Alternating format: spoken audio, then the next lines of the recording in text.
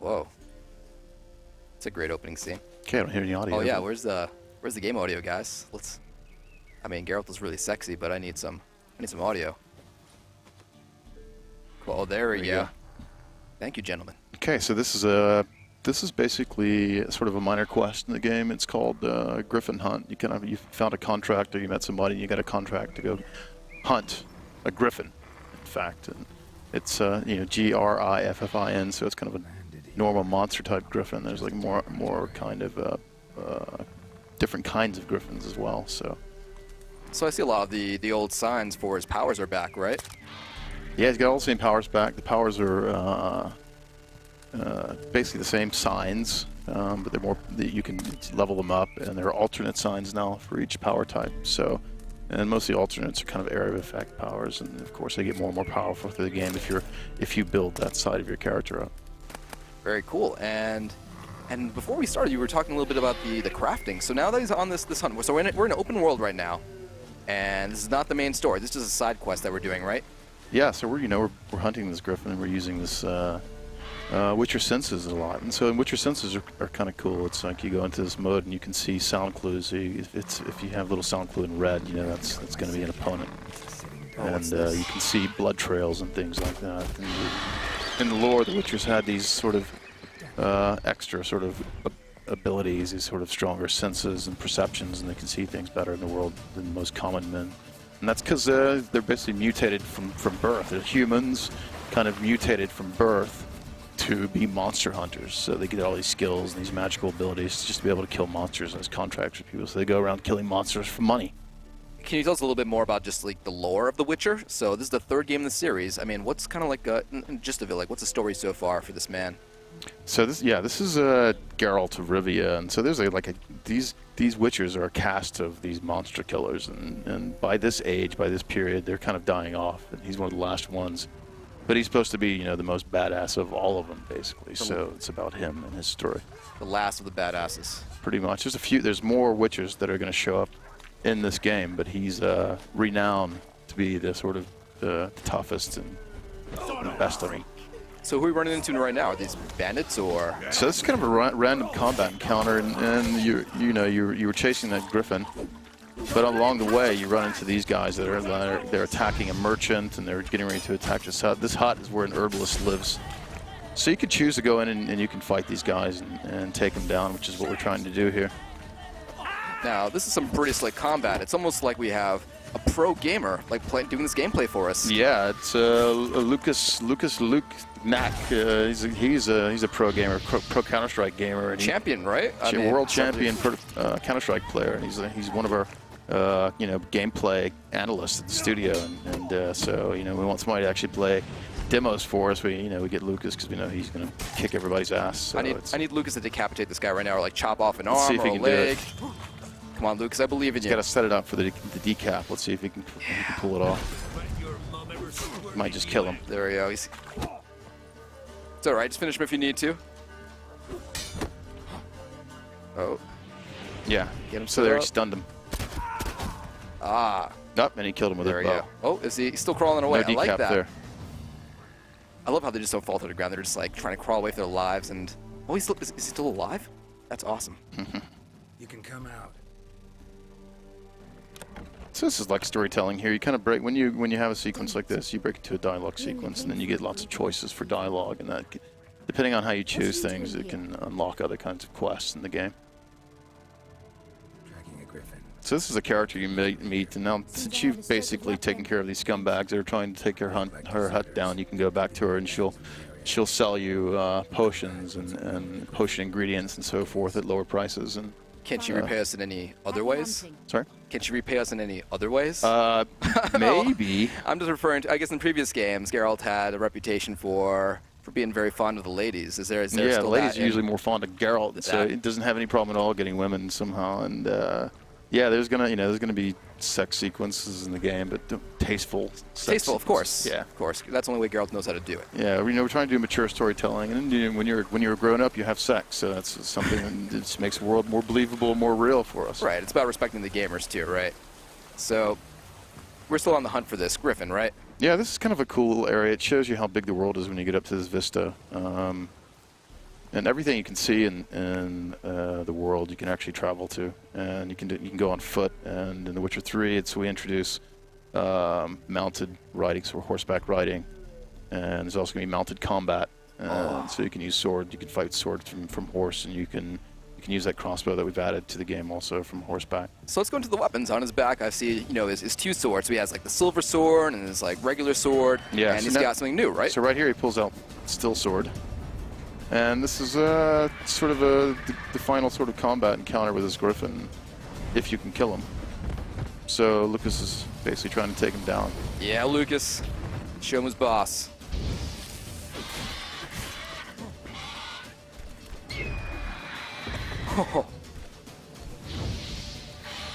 You almost feel the power of that griffin when it stomps towards you. Yeah, it's pretty cool to hear that stuff. Sound design's really fun to do in the game. And these encounters can get pretty insane, right? I mean, this griffin is huge, but do they get bigger than this? Can you tell me? They can get bigger than this, yeah. We can't really talk about all the monsters that are going to be kind of a spoiler to talk about all the monsters, but you saw a lot of stuff in the trailer, and so you fight all those monsters, obviously, and there's a lot more. I think there's like, I don't know, 70 different kinds of monsters in the game, something like that. So yeah, there's the silver sword, and the silver sword's used against sort of monsters usually and magical creatures, so.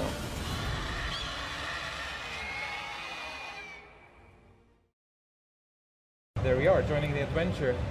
Many of you might already be familiar with him. This is Geralt of Rivia, our main protagonist. He's a witcher, one of a dying caste. He's a trained monster slayer. As John mentioned before, he's back from a hunt. He's carrying a mighty trophy on the left of the saddle. So we saw that from the trailer yesterday, or from the demo. Exactly. So we are taking that to Novigrad. At this point, players are several hours into the game, so they'll be mostly familiar with how the game handles.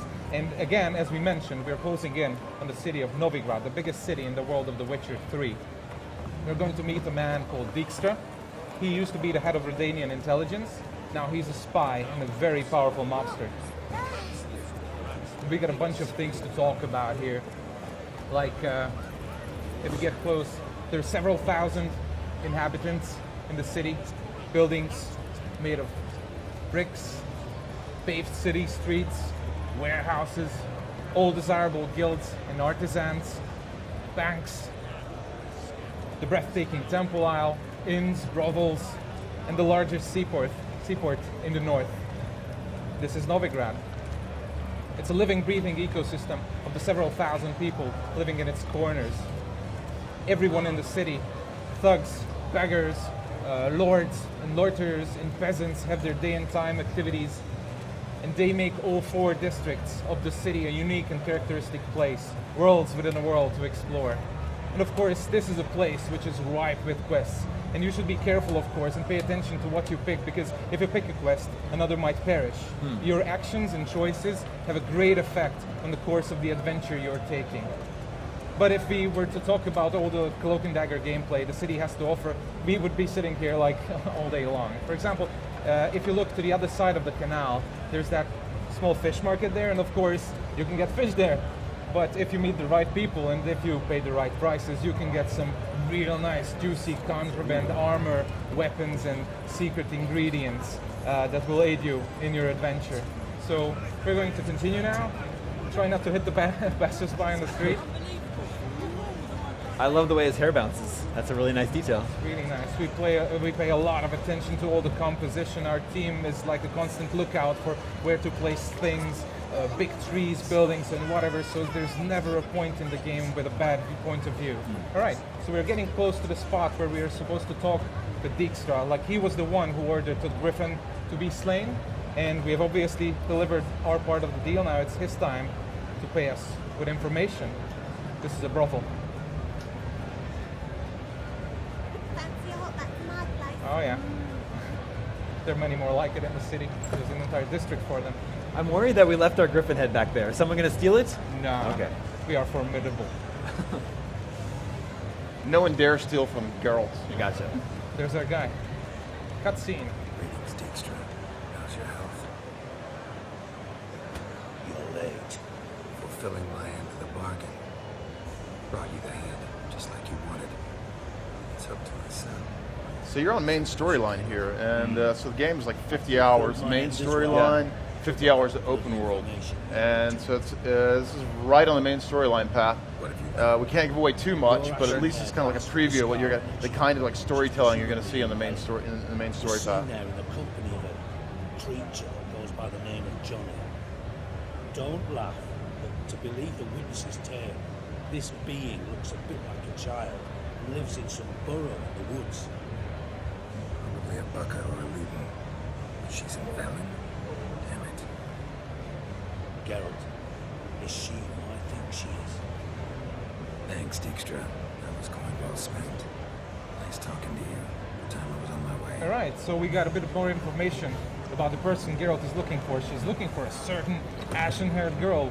This information alone is probably strong enough to get all fans like crazy about the new information we can get in the game. All right, so since we have a limited time here at the IGN stage, we're very close to conclude our little demonstration here, and we're gonna say goodbye to the city with a nice view from that bridge over there. So again, the city is huge. We got 4 districts.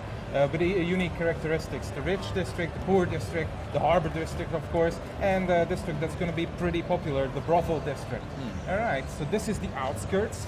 That's where the adventure begins to the south, and yeah, this is Novigrad. And just a reminder, everything you see in this world, you can actually travel to. It's a big open world gaming experience. So it's I'm the type of gamer that tries to do side quests before story missions, so I have a feeling I'm going to be very distracted constantly playing this You game. have plenty of opportunities in this region, and basically every region in the game to do that. Awesome, Okay. it looks beautiful. Does that wrap up the demo part? That's the demo part. So let's Exactly. maybe shift The to the other rest- thing. Yeah. The rest you will see in the full game. Wow, it looks amazing. Out February 25th, 2015, is that correct? February 25th. Sorry, 25th, yeah. All right, we're already there. So it's going to be a small snippet of the demo we are presenting over at the business booth. We're in no man's land. It's a huge region of our game, and we're right in the middle of the adventure. We got some information from a guy called Dijkstra that Geralt is looking for a certain person, an ashen-haired girl. I think it's pretty safe to talk about her. There's Ciri. And we're looking for a small childlike creature in the swamps, so we are going to use our Witcher senses to look for traces, possible traces of this small creature. Since Geralt is a Witcher, he has these enhanced senses that enhance both audible and visible clues, so we can look for all sorts of things leading to any prey Geralt might have. And here we have stumbled upon some smallish footprints, so we're going to follow them. So we're showing off our water physics a lot, and our sort of water particle All right, system. in a while, yes. And we're going to be showing off our combat a lot in this sequence.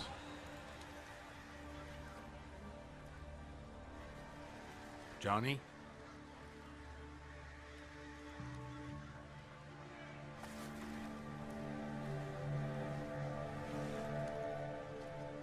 Don't be afraid.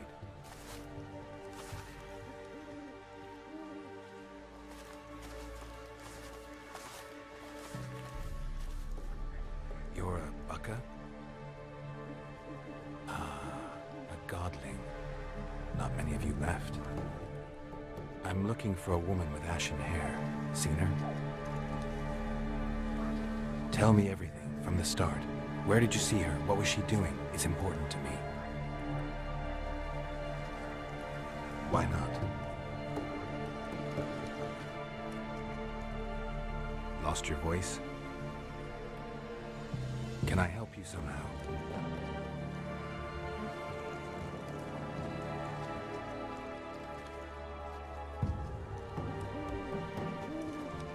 Can't understand you. Try to explain it somehow.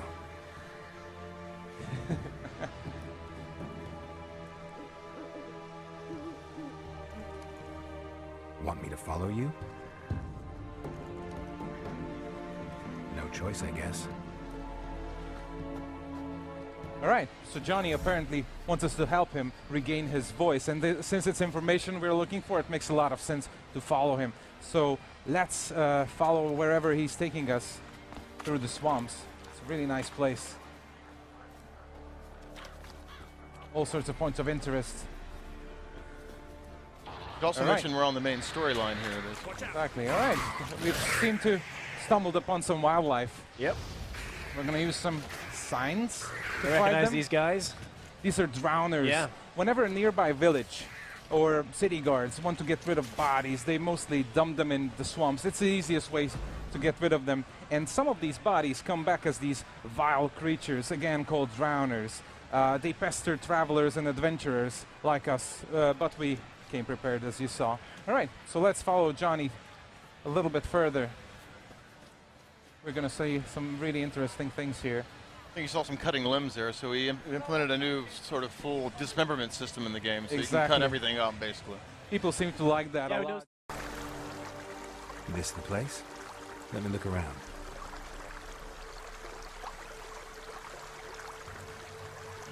Something's on the ledge? Something that'll get you your voice back?